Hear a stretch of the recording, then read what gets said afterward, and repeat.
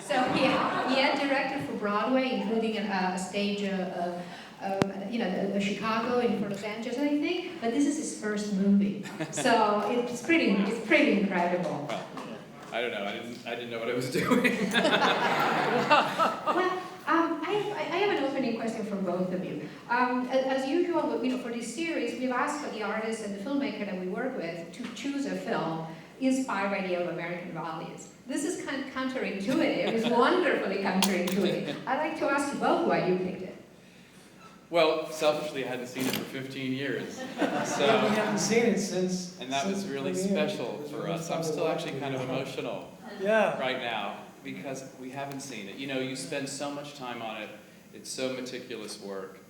You live it, for a long time. And then you put it away. And I've never really watched a film of ours since it opens. I don't know why, but I just don't. So move on to the next or something. So this was very special to see it. And this was always, it was so fast when we made this. It was, we had no time for anything. We got shot out of a cannon, so it was... Musicals were so out of favor at this time. Musicals, the only musicals that were accepted at this time were animated musicals. And that's really all people really accepted. They couldn't accept people singing. And so when we started this, we had a very short schedule, as John just said. And we also had a lot of rehearsal, which that was the thing that saved us. I don't think movie studios quite understand that that's the key, to have that time, because then you don't have to have this endless, filming schedule. But it was a $45 million budget, which and we shot it in Toronto, so we got a wonderful tax break up there. And is that why you shot it up there? Because of the tax break? Yes, exactly. I mean, there were just a few places that we could do it, and we could also, it was close enough to New York to bring the New York City dancers up and work with the New York City talent, which was great, the Broadway talent. But but it was one of those, really quick, tight, fast things. We shot, I remember, and this is just an example, in one day we shot, ready? Mr. Cellophane, the Hunyaks hanging, it's freezing cold, and Richard Gere's tap dance. Wow. In one day. But we were so prepared and so ready, mostly out of fear, because I was so nervous. We were both all nervous. So we were so prepared. I was so crazy prepared. Every shot, every thought, all of that was so planned out, mostly because I was afraid there wouldn't be time to experiment or try. So we had our wonderful director of photography, Dion Beebe, who still works with us, there every single day, every day, working with us while we were rehearsing. So we knew it was all planned, But why did you pick it? Yes, why did I pick it? Okay, well, Laura just went off. Well, you know what? So I wanted to see it again, but B, I think it says a lot about American values because it says a lot about that there are no American values in this satire. Who is that, Steve? Is that me? No, I don't think so. Oh, okay. We'll find out. We could talk without mics. Probably talk, Yeah, just shut up. But, the greatest thing about this satire of Chicago, which was written in the 20s, when this was really happening, by this wonderful female writer, who was a cub reporter in Chicago. And it was great because, hello? Yes? There's that buzz. They're working on it, okay. It was written as a play, right? But better with it. In 26. It was written as a play. It actually played on Broadway as well. That's better. Yeah, you can kind of hear. Okay, and so what's incredible about a real case. These were real women. Oh yeah, they're based. This was based Vallan on Kelly and Roxy Hart are based on real women. Yeah, it happened in 1924, and then this one wrote about it in the Tribune, and then wrote a play in 26. And then they did a movie in 27, a silent movie. They did a silent movie of it. And then they did a cleaned up version in 42 for Ginger Rogers. Yeah, Ginger where Rogers she's was innocent, Roxy. it's very... And Vallan Kelly had a tiny little part. Yeah. But it was Roxy's story with Ginger Rogers. And then they did the play in 75. And then we did the musical, film. the musical. The musical, Yeah. the musical. Yeah. On stage. And then when we did the film, it was funny because at that time, you know, OJ was, because my voice is small, I have a small voice. No. Okay. The echoes of OJ were still in the air when we did the film, because it was 95, I think, OJ. Yeah. So it was very, it still, the movie still had that when Yes. it came out. It was, people were really remembering that. This celebrity criminal was, so it really, it was timely then. And I will say also at the same time, the craziest thing started happening was reality television just started about the time we were doing this. So everything that was coming out of their mouths about, you have no talent, you know what I mean? I'm a big star, but you can't do anything, you're no but nothing. It was like, wow, it's sort of happening everywhere you look. And you know, I have to say as I watch it, it still resonates so deeply. Something that was written in the 20s, the satire of fame and celebrity and the manipulation of the press and all of that, it's so true to the today. Can I Yeah, ask a very yeah. important question? I'm going to butt right in. The Weinstein stuff. Can you Yes. comment? I mean, that's like, whew. We've worked with them a lot, so we know You him. know, it's so interesting about Thank you. Harvey, and that is, I mean, one thing I will say about this film that was very helpful for us in many ways is that he wasn't around because he was working on another film. So that was a blessing, not because of Harvey's personality, but because we were able to just do our work. Yeah, he literally came to the set, I was in 2 days, and he really wasn't, I wasn't around. You know, it's fascinating with Harvey. You know, everything's not black and white. There's a grayness to everything, and we knew nothing of that side of him. We knew this wonderful, passionate guy who was a bully, no question, but also believed in films like this that would never have gotten made. So And it's believed in Rob's vision. Rob had never done, he directed a television musical before that, which did well, but to take Chicago on, he just sat with, you know, Harvey sat with Rob, and Rob had this, he cracked it. Robbie figured out how to get to make it a film so people just didn't come out to sing. He made it a vaudeville where it all was happening through Roxy's eye. Robbie, he just thought of that. Yeah, And Harvey saw that spark of genius, he said, that's it. I mean, but That's just the way to and do just it. to say, you know, we're horrified by everything, and it's very sad and very upsetting. But our experience with him is a different experience, you know. And I'd like to talk a little bit more about the inherent cinematic qualities that you saw this, because again, as I said before, this musical completely changed the perception of musical. It revived them. The 60s and the 70s were not good time for the musical. I think film was different. It had a one gritty, realistic kind of feel to it, and so they were considered dead, and they were considered like really dangerous for studios to produce. So I think that it's your vision and it's the cinematic quality of this particular piece that turned the tide. Can you talk a little bit why this makes such a great movie compared to other musicals? Well, it was sitting around for a long time, you know. I mean, they wanted to make a film of it. We always heard it was going to be Goldie and Liza, and then it was going to be Madonna and Goldie, and you know, and it was like for so many years. And just a quick story of what happened for me is that I had done a production of Cabaret on Stage that had done well, and also some. Oh, Mr. Thank you, Steve. Thank you, Steve. And also had simultaneously done a television movie musical, which did very well too. Annie. Of Annie, yeah. So then it was like, well, we should meet him to see if he could direct a film musical. So I went down to the Miramax company, and they asked if I would speak to them about Rent, talk about the film of Rent. They wanted a young director for the film of Rent.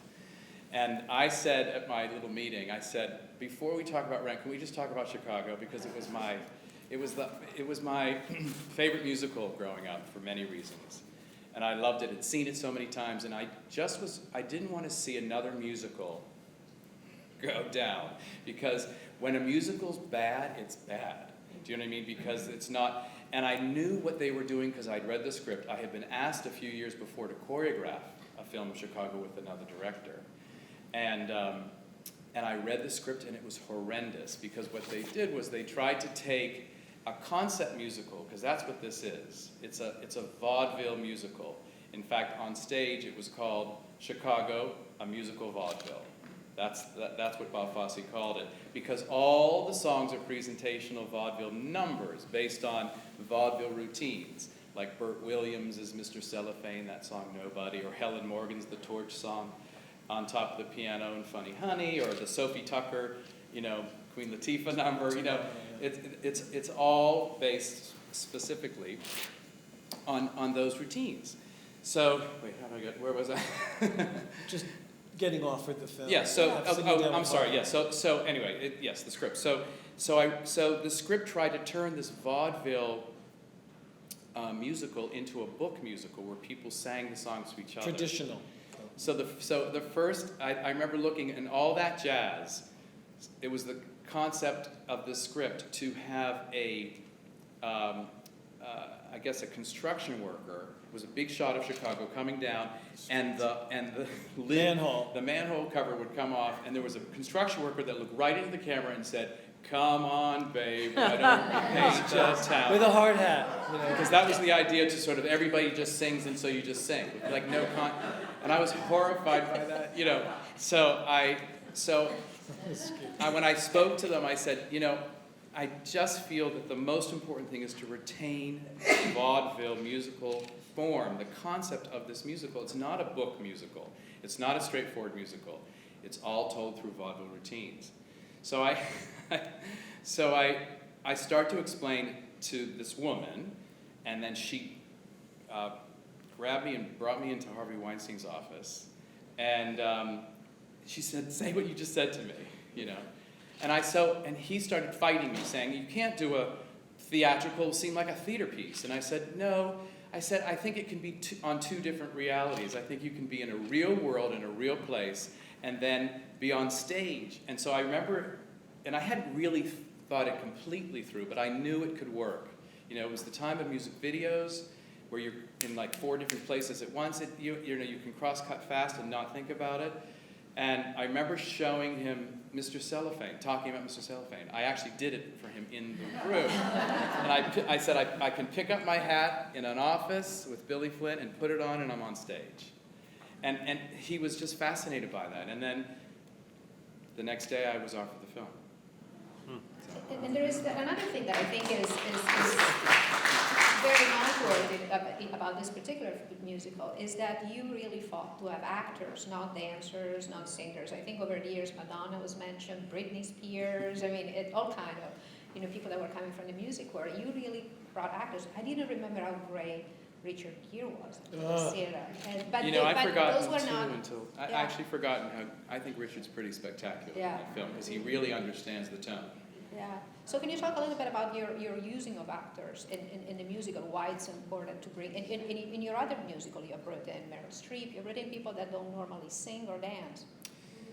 It's so funny because, in a way, the great musical theater artists that I think of are actors first. Zero Mostel, Rex Harrison, Carol Channing. I don't know, I feel like it's, and so I think that actors can bring to, especially in film, when you're really trying, there's no proscenium, you're this close to them, you have to believe them. John and I work really hard at that kind of thing, always, because some people treat the musical form as sort of lesser. I disagree, I think it's more. It's that fabulous, adage where when you can't speak, speaking's not enough, you sing. And when you can't move, it doesn't tell the story, you dance. And it should feel that organic, and that's something we always really work on. And for some reason, we've always been drawn to actors. Not that you can't find a singer that can act, of course you can. But, in addition to this, we also needed 3 movie stars to get the film made. So it wouldn't have happened. So we went on the detective search of looking for actors who had musicals in their background, and it was hilarious. Richard Gere had done Danny Zuko in London on the West End when he was very young.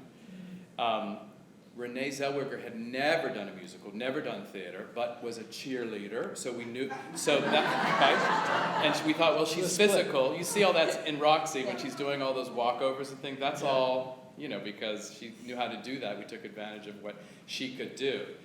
John and I auditioned Renee. She was very shy, as you can imagine. She waited till everybody was out of the room, shut the door, and then John and I are standing there with her, and we could tell in literally 5 seconds that she could dance it, just because she had line and knew how to move.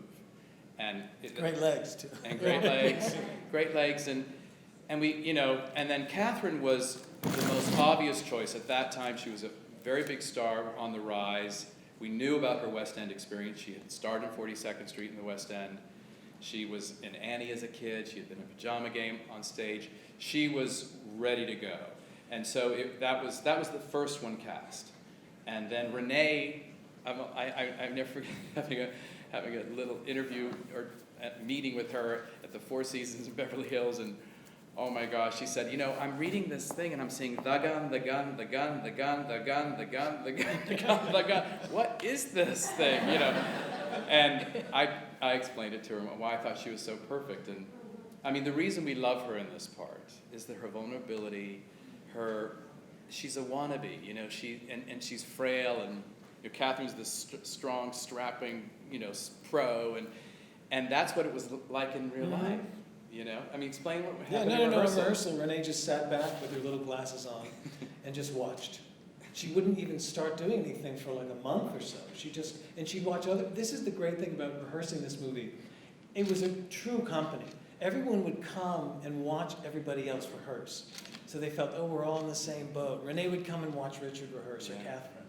And they kind of, because Renee had never done it before, so she was figuring out how rehearsals worked. Yes. But she just watched and watched and watched, and then sometimes didn't really even get there until Robbie called action.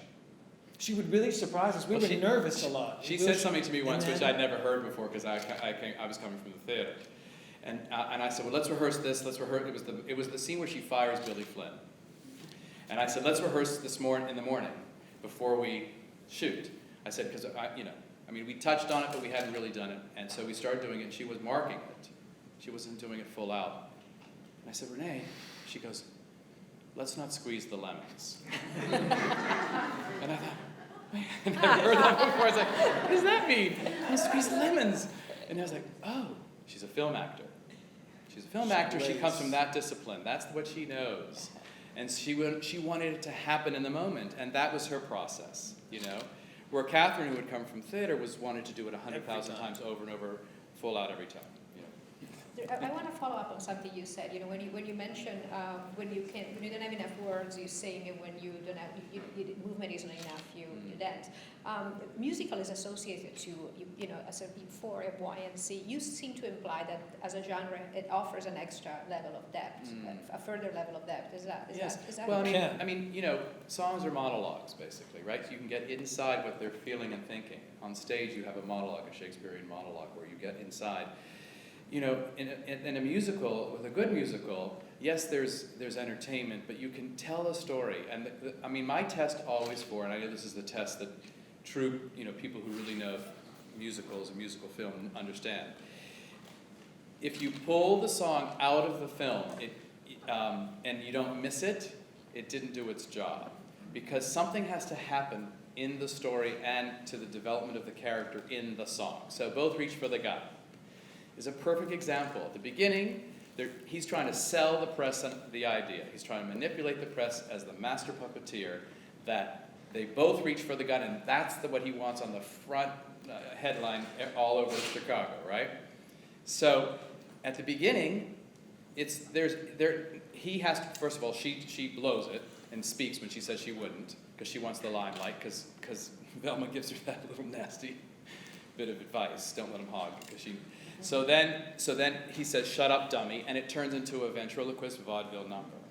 Amazing. But during the number, what's so great is that slowly but surely, he gets frustrated in the middle because they're not getting, they both reach for the gun. And then they go, oh yes, oh yes, oh yes, they both reach for the gun. They're like a little louder. That's right. And so what happens is it progresses so that then she starts off, it's the beginning of her press conference, and by the end of the number, she's a star in Chicago. That's a number you can't pull out of the musical because it works so deeply in storytelling and character development. Raise your hand. Oh, Jane has been asked. Yeah, it was just tremendous. I just so enjoyed this all over again. It's been like, I don't know, 10 years since I've seen it. Oh, nice. It's just fabulous. But we were talking about the American values connection, and I was just thinking, it's so American to reinvent yourself. Yes. You know, you could be completely in the depths of despair, gone to jail, you've absconded with somebody else's money, but you can reinvent yourself. Totally. You're bold, You can. and so I just thought that. Well, they were reinventing themselves every 3 days, right? Because they had to get the attention swung back to them. And in the big scheme of things, Chicago was where we were inventing ourselves at this time. You know, with communication, with television, with broadcast radio, with the newspapers, with women getting their voice, the 19th Amendment, the right to vote. You know, I was just telling you about the League of Women Voters started in Chicago months before the 19th Amendment happened. I mean, it was also bootlegging and prohibition and, you know, the mobs, and it was also that. But they were hanging up those dresses, those and girls. They were putting on makeup and driving cars Yeah. and doing what men could do. Yeah. Do you know what I mean? They were doing all that stuff, smoking and drinking. And my grandmother was the first woman to drive a car in Maplewood, New Jersey. And she was a suffragette. Do you know what I mean? Yeah.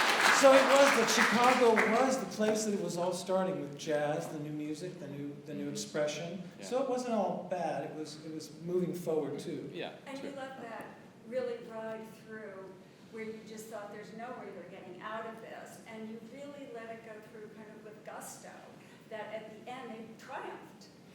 Yeah, I mean, I will say it's a triumph, but it's a sad commentary at the same time at sort of of fame. At what cost? The emptiness You know, of that's fame. why it goes into Roxy's I mean, face. to tell you that here comes the scoop that we probably never told many people. We made it. It used to be a darker ending. It was. Yeah. It So didn't at have the- them raising their arms in triumph. No. What happened was we went to the applause turned into gunshots. And it went into Roxy's face, and it just changed. She was like, and it just slowly. And you heard ba ba ba ba ba gunshots. Slowly, and it was what like cost fame. So yeah, what cost fame? Yeah. And so I love that. that was a strong thing. And then I will say Harvey had, and I've never experienced this ever, not one note for the whole movie, not one. And I took Harvey Weinstein didn't have one note on the film except the end.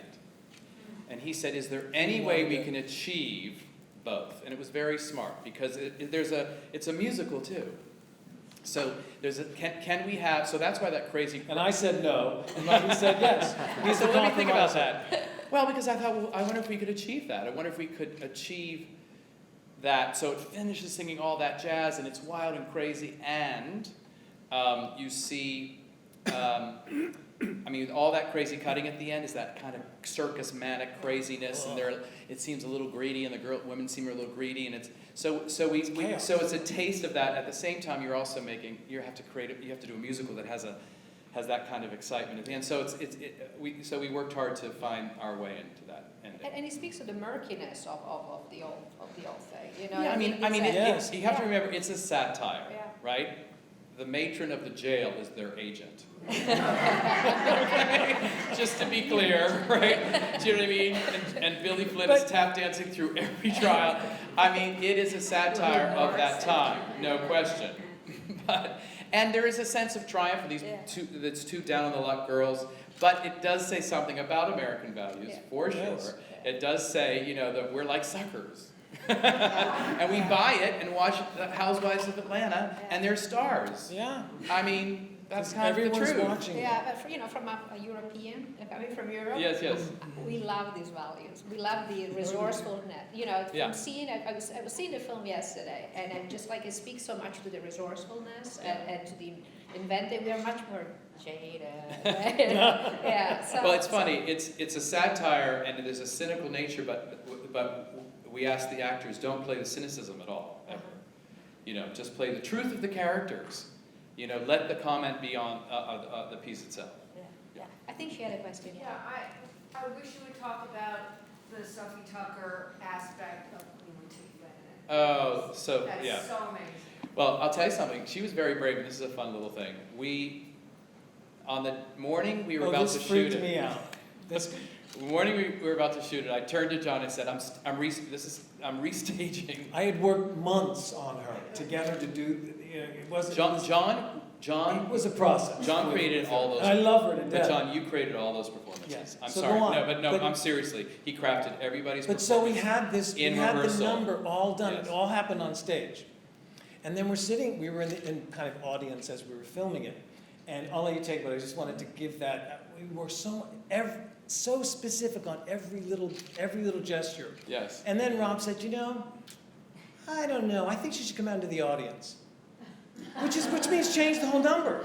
And I was just like, You know what I? You And know, she was like, you know what "Sure, I thought about? anything." I woke up and I thought I feel it's a little stage bound, and I also remembered she was a talk show host at the time, and I said she's going to be more comfortable down amongst the Was. people. so scary. She's not so, and I just know it'll come to life. So we restaged it that morning. But those are my favorite moments. Those kind of things. I love them. And the great thing was because was a rapper, we didn't know that she was a singer, and also she was a talk show host at the time, not really an actress. She had done some, but not much. So we weren't sure about her. Was she your first pick? No. Who was No. your first pick? She didn't get chosen until very, very late. It's fun she because came up and auditioned in Toronto where we were filming. I mean, I'll tell you who my first pick was because it's out there in the world. I know it is. I had just finished working with Kathy Bates on Annie, and I just thought, and she's a singer, and she had just played Miss Hannigan in the Annie I'd done for television. I like having people around me that I know, that I like, that I enjoy working with, and the studio wasn't thrilled about that, just because they wanted something sort of fresher and newer. And even though I loved Kathy, I was excited about the idea of a multiracial cast. That was exciting, so I really wanted to see if that could happen. So she had a full-on screen test, and really worked for the role. she won that role. She was put. She through won. that. She won it, and she was, And she owns it. and she owns it. She And just. she was afraid of. I remembered having to draw the singing out of her. She has a great voice. Yeah. I mean, she can sing long, big, huge notes. She didn't want to show off. No. You have to kind of She's push such her. a I love that about her. You call her Latifah, you don't call her Queen, just to be clear. You call her Latifah, and Dane is her real name. And she's a sweet, lovely woman. And so she just, in a weird way, even though she looks tough, it was harder for her to sort of be that tough. Yeah. Because that's not really who she is. When she comes up in that blonde wig, I mean that. Roxy's wig, I mean that's just, every time. But she was just a joy. That was him. And the thing is, and this is what John and I do on all of our films, because we do rehearse, we do create a company. And in that, it's during that rehearsal time where everyone starts being on the same page, doing the same film. And that's when, it's that kind of time, I think, right, John? We just finished, we're working on another film that's, people are starting to watch the version that we have now. And the company's coming back together watching it, and they remember it so fondly because of the rehearsal time. Yeah. That's what they remember, because they never get a chance to do it. Yeah. And you get to know people in a whole new way. But then the day you're shooting, it's not freak out time. People know what they're doing. I mean, most movies, they show up on the day and they go. And it just happens. But something as complicated as this needed so much rehearsal. And musicals. And then they were free to improvise and go wherever they want to go. But they have that rehearsal underneath. The concept of company comes very much from the theater, but you think you use it in film also behind, the camera. You keep working with the same people, your DP, your editors, your production designer. And It's a family. It's sort of a model. I think Arthur Freed, the Yes. great, Yes. Can't believe you know Hollywood that. producer, Very good. This is, Wizard of Oz and She's Gigi. talking about Brigadoon. there was an Arthur Freed unit at MGM. I can't believe you know that. That's so not many people know it anymore. But that's where all those great musicals were created. All of them. The Bandwagon, Singing in the Rain, Meet Me in St. Louis. All of the great musicals were created through the Arthur Freed unit. And then what they would do is they would write a musical for Fred Astaire and Judy Garland, or they would write a musical for Gene Kelly and Ann Miller. And John and I, in a funny way, have sort of created our own little mini Arthur Freed unit, where we are, because we are, we do musicals when musicals are rare, and we have the people that know this. So the designer who is designing Mary Poppins Returns designed this, and our cinematographer, etc. So it's like it's our family, I mean, one thing that was helpful for me coming from the theater about this film is that I consider this a hybrid of theater and film, because all of the numbers are done on a stage of sorts, and so that was helpful for me. In addition to the fact that it worked for the concept, it was something that I was very at home with. So it was for me a nice transition into film. I think you had a question. You just called it a hybrid between theater and film, but every shot is pristine. It's exquisite. For you to accomplish in one day what other films would have taken weeks and weeks and weeks, you must have had a very special relationship with your DP, your cinematographer, and you couldn't possibly have storyboarded everything if you were making changes at the last minute. So am I right in that it involved a very high level of trust in terms of working with and it's your first film. Yes. So you don't necessarily know lenses and, how did you work that out with him? Well, that's very, very elegantly said. Thank you for saying that. The studio wanted me to use a very famous DP, Storaro, Vittorio Storaro. And so I remember because they thought you're the new one, so you need someone really solid with you. And so I remember speaking to him in Rome on a phone call in Rome, and I remember before I spoke at all, he said, "I see the movie is red." The movie's red, and I was like, "Oh my God, what am I gonna do?" I mean, how am I gonna? I can't be walking around to my DP going, "Yes, sir, thank you very much." I had to feel on the same level. So I found a DP younger than me, who had done very little. Very little. He'd done He'd a done some small commercials. movie in Australia called Charlotte Gray, but I saw his reel and I saw his work, and it was exquisite, and beautifully lit, and I thought, and I met him, and he's quiet and funny, but quiet, and not the big DP. In fact, to this day, if you walked on our set, you wouldn't know who he was. And a lot of DPs have to be the star. I like no egos in the room. I like every ego checked at the door. That's really important. And so, we've had this incredible relationship ever since.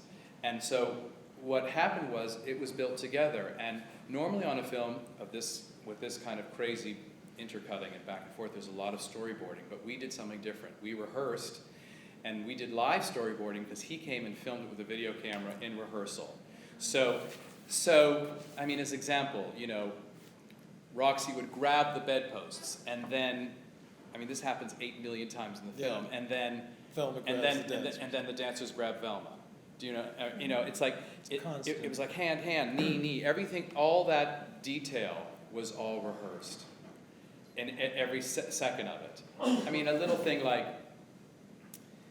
these small things. Oh yeah, in All I Care About, he's being measured for a suit. He's lying, saying all I care about is love, which is a big fat lie. And so he's getting fitted for a suit. He kicks the tailor because he's pinched him with it. He kicks him and then he kicks on stage.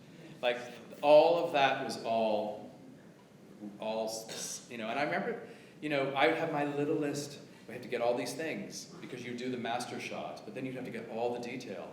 And it was like, and I would just check it off, get that, because I know I'm going to use every bit of it. I'm just curious, is there a musical you still want to make, that you haven't gotten notes about or are waiting to pitch? Gosh, that's such a good question. It's, you know what? Yeah, I'm just curious if there's a musical that they want to make, if they've heard no, or that they haven't pitched yet. You know what? It's fun. Yes, I can repeat the question. Is there a musical that we have not made that we would like to make? What's interesting is, the good musicals are so few and far between. Great material. This was great material, And so there really isn't one right now that John and I are, we'll find it. And but it's with this one, for instance, Mary Poppins Returns is a sequel, and we were excited about living in that world and creating. There were 8 books that P.L. Travers wrote, so there was a lot of material, but it hadn't been touched because the estate had not been touched because she famously hated the first film, which is a brilliant film, and so now our movie takes place in the 30s, and Michael and Jane are grown up, and we were excited about writing a new musical.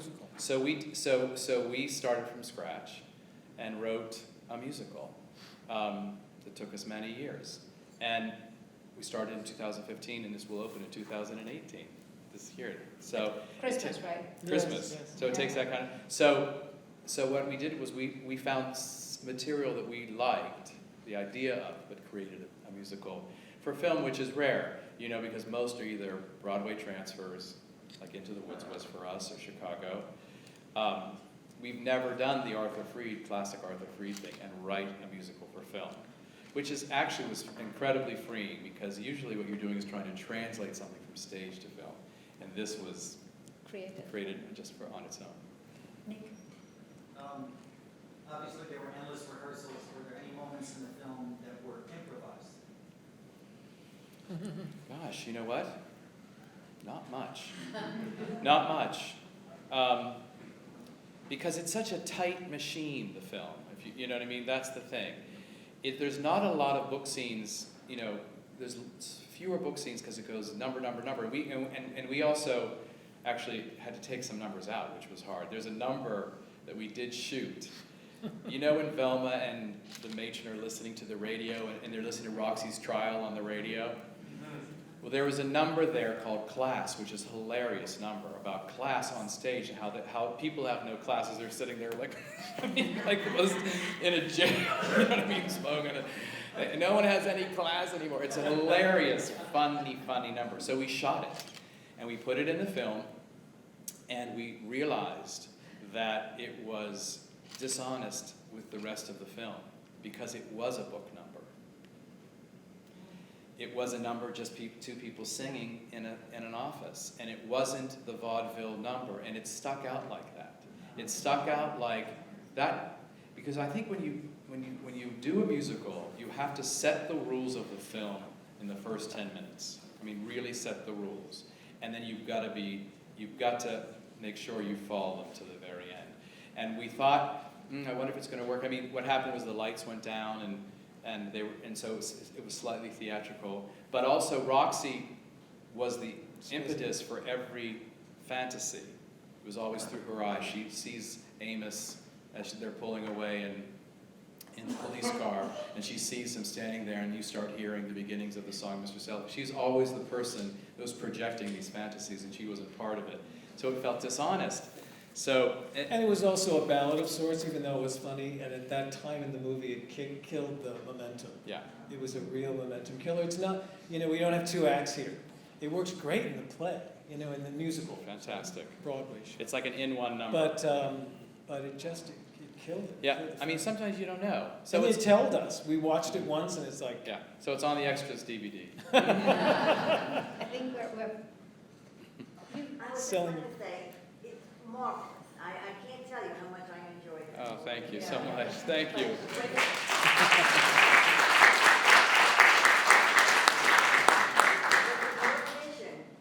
To have the music go with the plot back and forth. The way you did it in the movie is just incredible. How everything linked, as you said before, everything went right to the other. Just moved it forward. The whole Well, I mean, it's a combination of things. It's a combination of the wonderful writing of Bob Fosse, Kander, and Ebb, who wrote the piece. And so, the best musicals have a very small, tight book scenes, because the songs do the work. It's not a glamorous job writing a musical, because the best monologue, the best scene becomes a song.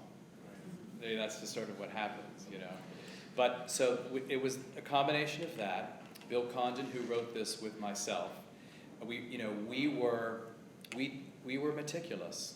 I mean, we were meticulous, and we said we can't waste a moment because there's a momentum to the piece. You know what I mean? And that goes into that needs to, we can't sit, And what I love about it, having not seen it for a long time. I was going to say that. No, I just like that. Just when you think, well, where's Velma? Then there's Velma and says, her son. And then what happened to Amos? And then Amos has cellophane, and you see his, So it's a star, a star turn. But the great thing is, every one of them was nominated for a Golden Globe. Every one of them. He could sing. What was it, John? He auditioned. John C. Reilly. John C. Reilly sent in He auditioned for us. Yeah. He sent in the sweet. Filmed himself. He filmed himself singing cellophane in his living room. He's perfect for I mean, the that character. face. He is such a garage mechanic who no one wants to see. I mean, he just so sweet, and and just so innocent, and I mean, that kind of high voice, he just kills me. I just love him. But watching it again too, there's It's something Ina. about. Oh, Ina has a question. Yes. Emma, yeah. I was just wondering, with all the rehearsal and all the planning and all the meticulous conceptualizing that you guys did, one of the things that jumped out at me as an incredible challenge and an incredible achievement in this film was the editing in just putting it all together finally in the end. And I wondered if, being a new director, if the editing process revealed anything to you, or if you made any discoveries in that part of the process that you didn't know going in with the Very much so. I mean, the surprises. I mean, the thing is, because we were also working so fast, we finished in April and it came out in December. We were moving very quickly. John came on and had his own editor. At the same time I was working. Because John directed a second unit. Yes, he did. And also, I mean, if we had only known better, we would both have been producers on the film because that's what we were doing. We just didn't know that. We just accepted it, We didn't. It's like, oh, okay, sure. We were very naive in that way. But the editing process, I mean, he's a meticulous. He's in every second. He sees every frame he films, and just has to try it all. And so editors need to be very patient. well, I mean, They do. I guess. Yeah, they do. But I mean, style-wise, I wanted quick cuts because I wanted the language of the film to be such that you wouldn't even know if you were in reality or not. So, do you know what I'm saying? So that was the rhythm. Well, it also feels very 20s. It was like the energy of the 20s and the jazz and the kind of crazy unhingedness of that time. I mean, if you notice the format of the film, normally John and I work on widescreen. Ever since Memoirs of a Geisha, all of our films have been widescreen films. This one we did in the sort of the tightest possible framing because we wanted to fill the frame and make it kind of a claustrophobic, fast, energized piece. Yeah. It worked. I felt it today. I mean, yeah. I mean, it That's has nice. that kind of. I know. How close to, I know you choreographed it, how close is it to Bob Fox's original, or did you just throw that out and start again? Or is it inspired by? Such a good question. You know what? I had it when I choreographed on Broadway, I'd followed him a few times, and it's so hard when you follow a master. Yeah. Dan Yankee's on stage, but you know what we did? We threw it out. You threw it out. We had to because, Yeah. I mean, of course there's sensuality to it, but we didn't do all the specific isolations. His stuff is so specific, and ours was freer and different. We purposely did that because, I mean, John's a Bob Fosse dancer. He worked with Bob and knows him well and knew him well. But he's a master. Of course, his work is all over the piece because he conceived it, the original on stage. But when it came down to the actual choreography, we said, you know what, let's see if we can conceive a number completely differently so we're forced to do a different kind of choreography. For instance, like Reach for the Gun as an example. The reporters making the puppets, that was something we created. Because we thought, well, let's do that, and then he can be not only the ventriloquist, which is what he was on stage, but he can be the master puppeteer as well. So we tried to conceive numbers where we were taken away from his concepts and choreography, because he's the master. I mean, how do you compete with that? And we had to feel like we were doing our own thing. And with this, Okay, last one. From the golden age of musicals, do you have a favorite? Well, Singing in the Rain is spectacular. It's perfect. I mean, it's perfect. I love Meet Me in St. Louis because I love that it's just a family where that all that happens is they have to move. You know? But I love the family dynamic. I think Vincent Minnelli is, my great heroes, no question, are Vincent Minnelli, George Cukor, for sure, Robert Wise. I think The Sound of Music is a spectacular musical on film. They did a great. William Wyler's Funny Girl is fabulous, I think. I mean, the thing is, Arthur Lawrence said this to Arthur Lawrence, the writer who wrote Gypsy and West Side Story. Once said to both of us, it was a really sweet moment. He said, you either have it in your blood or you don't. And he goes, you guys have it in your blood. That was one of the nicest things that was ever said to us. Well, thank you, Dr.